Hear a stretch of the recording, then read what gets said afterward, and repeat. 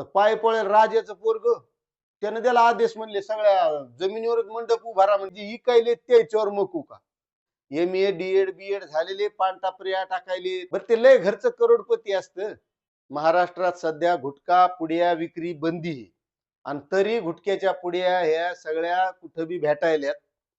आपण काय त्याच्या इकरीचं समर्थन करीत नाहीत, पण सध्याचे अन्न व औषध प्रशासन मंत्री नरहरी झिरवळ यांनी एक असा निर्णय घेतलाय, गुटखा पुड्या इकरी करताना जर पानटपरीवाला सापडला तर त्याच्यावर मकोका लागणार आहे, मॉक्का, आणि त्या मोक्या अंतर्गत त्याच्यावर गुन्हा दाखल होणार आहे. आता कसा अजब न्याय हे पहा, म्हणजे दारूचे कारखाने लायसन वाटप सुरू, दारूचे दुकानं सुरू, मात्र पिणाराला बंदी, प्याची नाही. आणि प्याची असेल तर लायसन काढायचं आमच्याच कडून, आणि लायसन काढून मग दारू प्यायची, म्हणजे उलटात न्याय आहे का नाही? आता तुम्हाला एक उदाहरण सांगतो. एक राजा होता, त्याचं पोरग लय दिवस झाले आपल्या नगरात फिरायलाच गेलं नाही. असंच उन्हाळ्यात एक दिवस फिरायला निघलं. आता बाहेर फिरायला निघले, त्याचे लागले पायी पळायला. आता पायी पळेल राजाचं पोरग, त्यानं त्याला आदेश म्हणले सगळ्या जमिनीवरच मंडप उभारा म्हणले, लय पायी पळायली म्हणले. त्याला हे नाही सुचलं, आपल्याच पायात काय नाही, आपण जर पायात घातलं तर सगळ्या जमिनीवर मंडप उभारायचं काम नाही, म्हणजे तसाच न्याय झाला का नाही?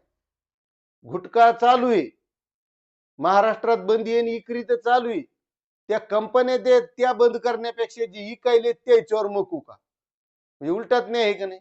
मंत्री महोदय, हे गोरगरीब पोरं आपला पोटा पाण्यासाठी कसं तरी ते धंदा करलेत, MA DED झालेले पानटापऱ्या टाकायले, कुठं गाड्या, पाणीपुरीचा गाडा, भेळचा गाडा, कसं तरी त्याचा ते पोटा पाणी करलेत, कारण तुम्ही नोकरी देऊ शकत ना त्याला. दरवर्षी किती पोरं BA DED झालेले बाहेर पडायले, त्याला नोकरी नाही, त्याला जर रोजगार द्यायला तर ते कशाला पानटपरी टाकून बसन?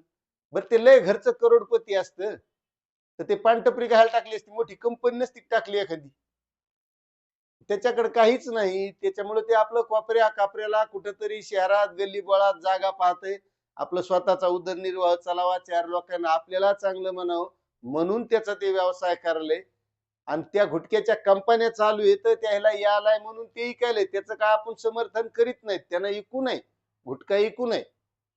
गुटखा चांगली गोष्टही नाही, लोकांना कॅन्सर व्हालेत, दुखणे व्हालेत, बिमार पडायलेत, पण तुमचा जो काही इलाज आहे का तो काही योग्य नाही. तुम्ही त्याच्या इकरीवर बंदी करले, त्याच्यापेक्षा जी कंपनी आहे ती कुठे आहे पहा, त्या कंपनीला बंद करा. ती एक कंपनी बंद केली तर इकडे जे कुठे बी खेड्यापाड्यात शहरात इकले जाते, यायला भेटणार नाही, हे कुठून निघणार? हे काय घरी थोडं तयार करून विकणार आहेत? मग तुम्ही त्या राजाच्या पोरासारखं पायात चपला घालण्यापेक्षा तुम्ही जमिनीवरच मंडप राहायला निघाली. त्याच्यापेक्षा ज्या गुटख्याच्या कंपन्या आहेत का त्या जाऊन बंद करा, म्हणजे इकडे भेटणार नाही. पण ते नाही करणार तुम्ही, काऊन? तर तुम्हाला त्याच्यातून कर भेटतो ना, कर. दारूची बंदी नाही करायची, काऊन? तिच्यातून कर भेटतो. प्यायला बंदी, कंपन्या चालू, नवे नवे लायसन चालू, तसंच त्या गुटख्याचे.